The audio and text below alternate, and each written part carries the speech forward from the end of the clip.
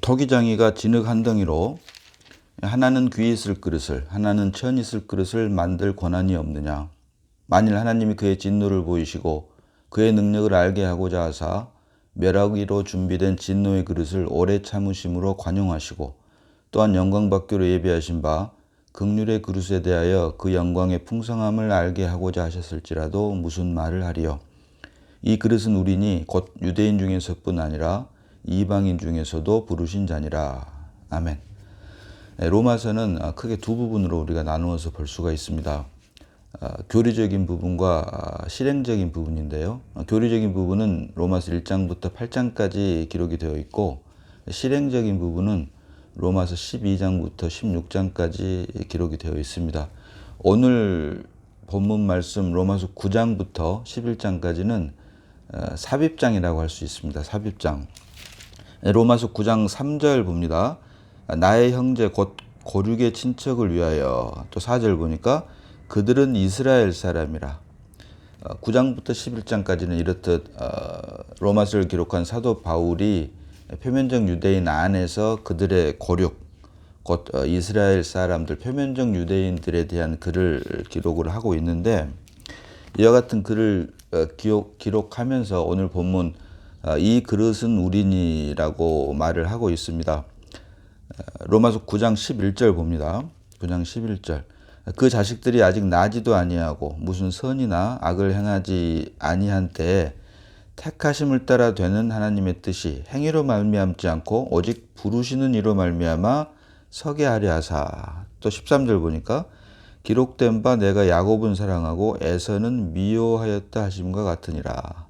또 15절 보면 모세가 이르시되 내가 긍휼히 여길 자를 긍휼히 여기고 불쌍히 여길 자를 불쌍히 여기리라 하셨으니. 하나 더 봅니다. 18절 보니까 그런즉 하나님께서 하고자 하시는 자를 긍휼히 여기시고 하고자 하시는 자를 완악하게 하시느니라. 자, 이렇듯 사도 바울의 혈육이라고 할 수 있는 이스라엘 백성들의 역사를 통해서 하나님의 주권에 대한 설명을 하고 있는데요. 이와 같은 말씀을 한 이유는 아담이 하나님의 말씀을 불순종해서 타락한 이유, 깨어진 창조를 하나님께서는 회복하셔야 되는데, 그 회복하기 위해서 그 처음 역사가 바로 창세기 12장에서 아브라함을 부르신 것에서부터 시작을 합니다.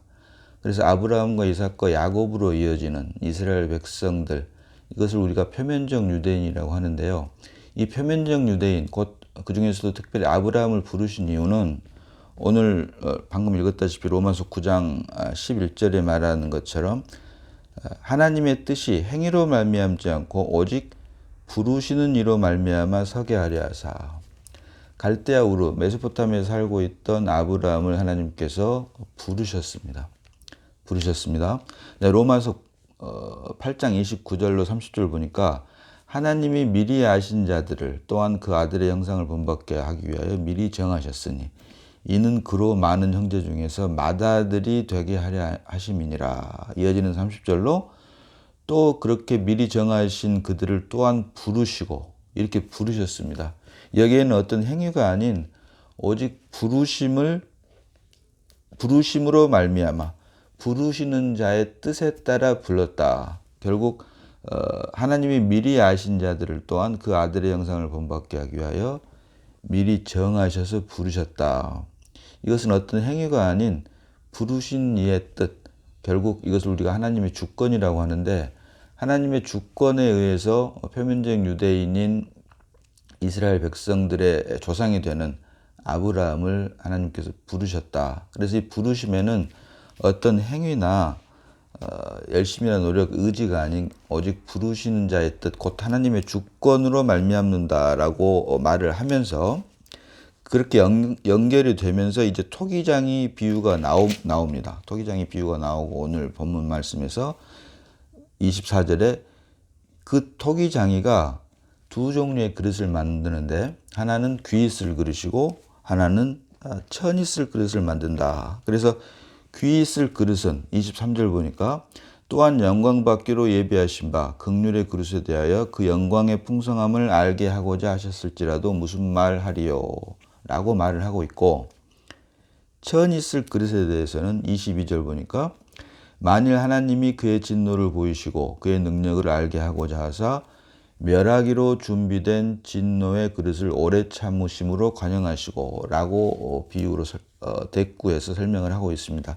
여기서 말하는 멸하기로 준비된 진노의 그릇을 오래 참으심으로 관용하시고, 귀 있을 그릇은 말할 것도 없고 천이 있을 그릇마저도 주님께서 오시는 그날까지는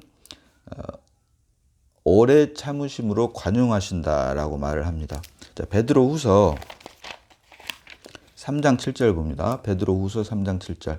자, 이제 하늘과 땅은 그 동일한 말씀으로 불사르기 위하여 보호하신 바 되어 경건하지 아니한 사람들의 심판과 멸망의 날까지 보존하여 두신 것이라. 아멘. 경건하지 아니한 사람들의 심판과 멸망의 날까지 보존하여 두셨다. 주님 재림하실 때까지만 보존하여 두셨다라고 말씀한 것처럼 베드로후서에서 같은 맥락으로 멸하기로 준비된 진노의 그릇을 오래 참으심으로 관용하시고 귀 있을 그릇은 말할 것도 없고 천이 있을 그릇마저도 관용하심으로 주님 오시는 날까지 참고 계시는데, 우리가 여기서 한 가지 살펴봐야 될 것은 그릇이라고 하는 것은 무엇을 담느냐에 따라서 그 가치가 달라집니다. 같은 그릇이지만, 같은 병이지만 물을 담으면 물병이 되고 술을 담으면 술병이 되는 것처럼 우리 사람을 창세기 2장 7절 보니까 흙으로 사람을 만드시고 그 코에 생기를 불어넣으시니 사람이 산혼이 되었다. 사람은 혼적 존재인데, 사람이 혼적 존재라고 하는 말은 영이신 하나님을 담을 그릇으로 만들었다고 하는 뜻입니다. 그래서 영이신 하나님을 담을 그릇으로 만든 그 사람, 혼적 존재인 사람이 그 사람 창조의 목적이 완성되게 하기 위해서 생명나무를 먹게 하였는데, 그렇지 않고 선과 악을 알게 하는 지식나무를 먹음으로 이것을 우리는 타락이다라고 하고, 성경은 이렇게 하나님의 말씀에 불순종한 것을 가리켜서 죄와 사망이 이 세상에 들어왔다라고 말을 합니다. 그래서 결국 무엇을 담느냐? 창조의 목적대로 이미 첫 창조는 깨어졌습니다. 그래서 아담 안에 있는 모든 것은 하나님께서 이미 다 심판을 하셨고, 이제 집행만이 남아있는데 그 집행은 주님께서 재림하실 때 비로소 이루어지는 거고, 그때까지는 하나님께서 오래 참으신다라고 성경은 말을 하고 있고, 결국 이제 무엇을 담느냐? 창조의 목적대로 생명나무의 실체라고 할 수 있는 영이신 그리스도를 믿음으로 말미암아 담느냐? 그렇지 않으면 아담이 선과 악을 알게 하는 지식나무를 먹음으로 타락을 해서 내가 주인이 된, 다시 말하면 그리스도를 담으면 귀 있을 그릇이 되는 것이고, 자아를 담게 되면, 나를 담게 되면 천이 있을 그릇이다라고 하는 것을 오늘 본문은 말을 하고 있다. 그래서 우리가 여기서 분명히 봐야 되는 것은, 하나님께서 우리를 부르신 목적은 깨어진 창조를 회복하기 위함인데, 여기서 깨어진 창조를 회복한다고 하는 말은 하나님께서 사람을 만드신 창조의 목적을 구속을 통해서 완성한다라고 하는 것입니다. 흙으로 사람을 지으시고 그 코에 생기를 불어넣으시니 사람이 산혼이 되었다. 이렇게 산혼이 된 사람 안에 생명나무가 들어갔을 때만이 비로소 사람 창조의 목적이 완성되는 것처럼, 이제는 그 영의 생명나무 실체라고 하는 그리스도가 믿음으로 말미암아 우리 안에 출생할 때, 그때 비로소 창조의 목적, 사람 창조의 목적이 완성이 되고, 이것을 성경은 귀 있을 그릇이다라고 말을 하고 있는 것입니다. 그런데 우리가 여기서 또 한 가지 봐야 될 것은, 하나님께서 우리를 부르신, 구원하신 것은 하나님의 목적이 아닌 하나님의 목적을 이루기 위한 과정이다라고 하는 것입니다. 과정. 하나님께서 우리 개인을 부르신 이유는 우리 개인을 부르는 데서 끝나지 않고 우리 개인을 통해서 그리스도의 몸된 교회를 이루기 하기 위한 것이다. 이것이 바로 하나님께서 우리를 부르신 목적이다. 그래서 우리를 개인적으로 불렀지만, 개인적으로 불렀단 말은 결국은 개인 안에 그리스도가 출생했다고 하는 말이고, 개인 안에 출생한 그리스도, 결국 같은 생명이 된 하나님의 자녀들끼리 서로 연합하는 것이 바로 오늘 성경이 말하는 우리를 그릇으로 부르신 이유다. 그래서 하나님께서 우리를 귀 있을 그릇, 곧 쓰시는 그릇은 교회이지, 몸된 교회이지 우리 개인이 결코 아니다라고 하는 것입니다. 그래서 하나님께서는 교회라고 하는 그릇을 통해서, 몸된 교회를 통해서 역사를 하시지 결코 우리 개인을 통해서 역사를 하는 것이 아니다라고 하는 것을 우리가 반드시 기억을 하고 있어야 되고, 또한 하나님의 목적 안에 있는 하나님의 나라는 그릇인 몸된 교회를 통해서 몸 안에서 표현이 된다. 결국 주님의 몸된 교회를 통해서만 표현이 된다라고 하는 것 또한 우리가 역시 알고 있어야 된다. 자, 고린도전서 12장 12절 봅니다. 고린도전서 12장 12절입니다. 자, 몸은 하나인데 많은 지체가 있고 몸의 지체가 많으나 한 몸인과 같이 그리스도도 그러하니라. 아멘.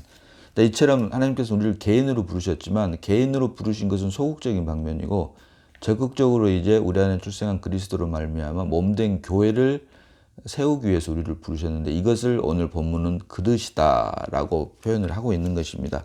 그런데 고린도전서 12장 12절 보니까 몸은 하나인데 많은 지체가 있고 몸의 지체가 많으나 한 몸인과 같이 그리스도도 그러하니라. 그리스도도 그러하니라.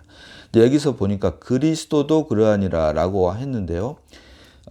다비역을 보면 이 그리스도 앞에 정관사 더가 붙습니다. 성경에서 머리와 몸이 하나입니다. 머리와 몸이 하나고 머리와 몸을 나눌 수가 없다. 그러나 우리가 좀 더 자세히 알기 위해서는 머리 되신 그리스도와 몸된 그리스도를 구별할 수가 있어야 되는데, 머리 되신 그리스도라고 할 때는 그냥 그리스도입니다. 크라이스트. 그런데 몸된 교회를 의미를 할 때는 한글 번역에는 그리스도라고 나왔지만 영어 성경을 보면은, 특별히 다비역을 보면 이분 KJV에도 그냥 크라이스트라고만 나와 있습니다만은 이 부분에 대해서는 다비역이 번역을 잘 해놨는데요. 몸된 교회를 의미할 때는 그리스도 앞에 정관사 더가 붙어서 더 크라이스트로 기록이 되어 있다. 그래서 몸은 하나인데 많은 지체가 있고 몸의 지체가 많으나 한 몸인과 같이 그리스도도 그러하니라. 여기서 말하는 그리스도도 그러하니라고 할 때 그리스도 앞에 정관사 더가 붙으므로 그리스도의 몸된 교회를 의미한다. 여기서 말하는 그리스도는 라고 하는 것을 우리가 알 수가 있다.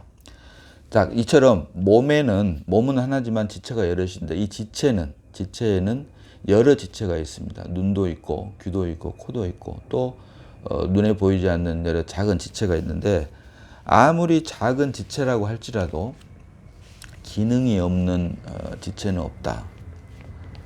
다시 말하면 몸 안에 있는 지체라면 반드시 그 고유의 기능은 있다라고 하는 것입니다. 그리고 그 기능은 그 다른 어떤 지체가 대신할 수 없다라고 하는 것을 우리가 알 수가 있는데, 자, 같은 고린도전서 12장 17절 봅니다.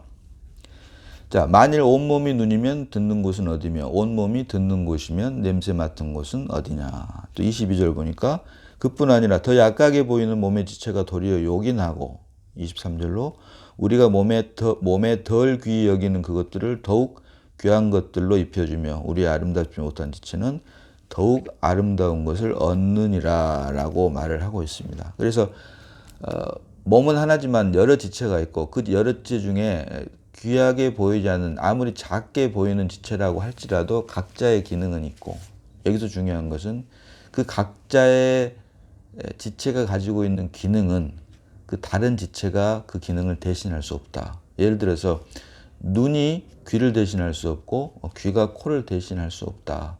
보는 것은 반드시 눈으로만 볼 수가 있지 귀로 볼 수가 없고 코로 볼 수가 없듯이, 또 듣는 것은 반드시 귀로만 들을 수 있지 눈으로 들을 수 없고 코로 들을 수 없는 것과 마찬가지입니다. 같은 이유로 냄새를 맡는 것은 오직 코만이 냄새를 맡을 수 있는 것처럼, 아무리 작은 지체라고 할지라도 그 각 지체가 가지고 있는 그 기능은 다른 지체가 결코 대신할 수 없다라고 하는 것을 우리가 반드시 기억을 해야 된다. 이것이 바로 몸 안에서의 교통입니다. 개인적으로 하나님께서 우리를 부르신 이유는 개인을 지체들 연합해서 몸을 이루기 위함이고, 말씀드렸다시피 하나님의 역사는 몸 안에서 표현이 된다.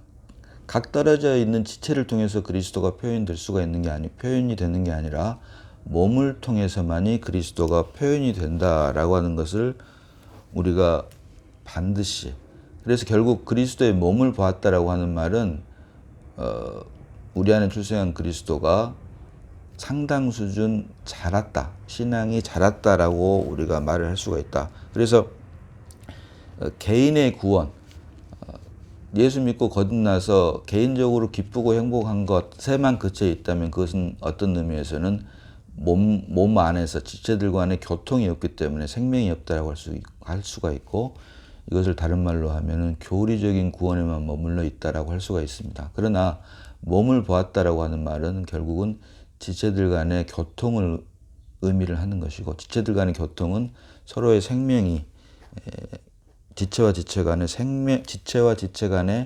생명의 교통, 생명의 흐름, 결국 그리스도와 그리스도가 서로 교통함으로써 그리스도의 몸된 교회가 서로 활발하게 교통되는 것이기 때문에, 이때 비로소 사실은 교리적인 구원에서 더 발전해서 이제 생명 안에서 그리스도를 누리고 공급하는 그런 경제까지 이르는 것이다라고 우리가 할 수가 있다.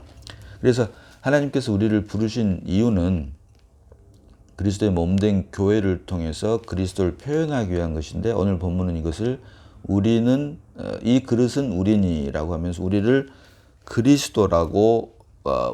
그리스도를 드러내는 그릇이다, 그릇으로 표현을 하고 있다라고 하는 것입니다. 자, 고린도전서 12장 다시 한번 봅니다. 4절로 6절입니다. 자, 은사는 여러 가지나 성령은 같고 직분은 여러 가지나 주는 같으며 또 사역은 여러 가지나 모든 것을 모든 사람 가운데서 이루시는 하나님은 같으니. 아멘. 자, 여기서 4절, 5절, 6절 보니까 성령이 나오고 주가 나오고 하나님이 나옵니다. 성령은 은사를 위한 것이고, 주님, 곧 주 예수님, 그리스도는 직분을 위한 것이고, 하나님은 사역을 위한 것이다. 결국 주님의 몸된 교회를 이루기 위해서는 각 지체들이 각자의 직분을 받기 위해서는 그 먼저가 성령으로 말미암아 은사를 받은 자들 중에서 그리스도의 몸된 교회의 직분자가 될 수가 있는 것이고, 또 이 그리스도의 몸을 자라게 하는 것은, 그 사역은 오직 하나님만이 하실 수 있다.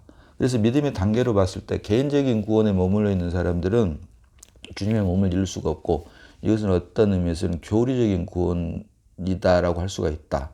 그러나 여기에서 이제 더 발전해서 주님의 몸된 교회를 이룸으로 몸된 교회의 지체, 곧 직분자가 됐다면, 이제 여기서부터 몸을 통해서 주님 그리스도가 표현되기 때문에, 여기서부터 실제적인 로마서 1장부터 8장까지가 교리적인 부분이고 12장부터 16장까지가 실행적인 부분, 실제적인 면이라면, 이제 주님의 몸된 교회를 직접 세상에 표현해내는, 삶을 통해서 드러내는 살아있는 신앙인, 그리스도인, 하나님의 자녀라고 할 수가 있다라고 하는 것입니다. 그래서 이 모든 것을 또한 잘하게 하시는 것, 또 사역은 여러 가지나 모든 것을 모든 사람 가운데서 이루시는 하나님은 같으니. 결국 이 모든 것은 하나님께서 결국에는 잘하게 하시고 이루신다라고 하는 것을 로마서 12장 4절로 6절이 은사와 직분과 사역을 각각 성령과 주와 하나님으로 비유해서 대꾸적으로 설명을 하고 있는 것입니다. 그래서 하나님께서는 각 지체로 하여금 서로 몸 안에서 교통하게 하므로 몸을 통해서 그리스도를 표현해내게 하는데, 반대로 사단은 우리로 하여금 몸을 이루지 못하게 한다. 결국 십자가를 통과하지 않고 또 육체에 속한 것으로 말미암아 그리스도의 몸 안에 몸을 이루지 못하게 하는데, 이 대표적인 것이 바로 누룩입니다. 갈라디아서 5장 9절 보니까 적은 누룩이 온 덩이에 퍼지느니라.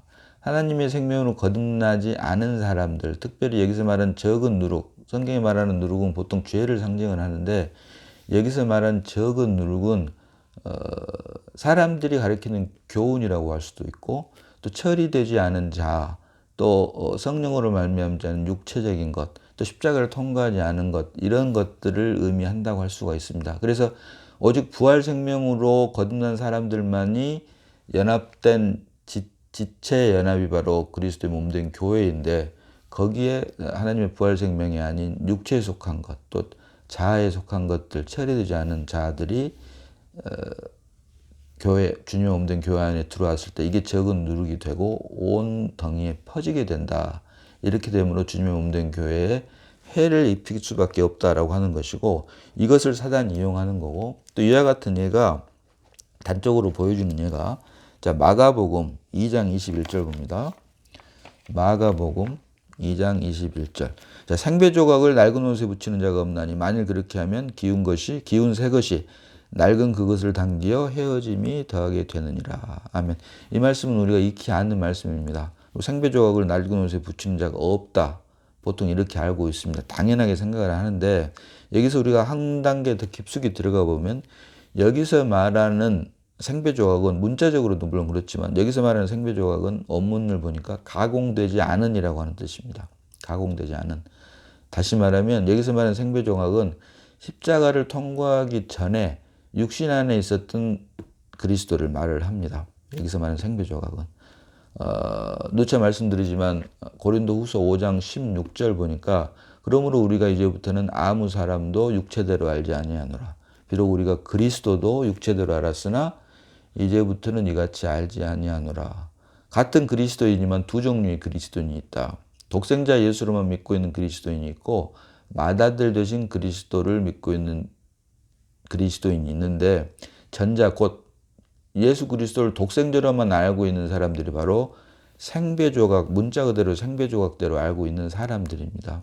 그리고 이런 사람들은 결국에는 이것을 가공되지 않은, 다시 말해서 생배조각, 가공되지 않은 조각은 엄밀히 말하면 옷감이 될 수가 없습니다. 가공을 해야만 됩니다. 그래서 가공이 돼서 옷감이 돼서 우리가 입는 옷이 되기 위해서는 주님께서 반드시 십자가를 통과해서 죽고 부활해서 우리에게 생명 주는 영이 되셔야 되는데, 이것이 바로 맏아들로 예수 그리스도를 아는 것이다. 여기서부터는 이제 그리스도가 우리 안에서 생명이 되는 것이고 영이신 그리스도가 우리 죽었던 영 안에 출생함으로 우리가 이제 하나님의 아들들이 되게 되는 것이고, 여기서부터 우리가 더 이상 교리나 조직이 아닌 생명 안에서 주님을 드러내는 주님의 몸된 교회의 지체가 되는 것이고, 이것을 오늘 본문은 그릇으로 표현을 하고 있다. 그래서 결코 교회는 교리나 조직이 아닌 부활 생명, 꼭 그리스도로 출생한 그리스도의 생명으로 거듭난 사람들만이 그리스도의 몸된 교회를 세울 수 있다라고 하는 것을 우리가 결코 잊지 말아야 될 것입니다. 자, 오늘 본문 보니까 이 그릇은 우리니, 이 그릇은 우리니. 자, 여기서 이 그릇은 우리니 하면서 24절, 곧 유대인 중에서뿐 아니라 이방인 중에서도 부르신 자니라. 부르신 자니라. 여기서 부름을 받는 것은 부르신 자의 주권에 달려 있습니다. 오직 절대 주권.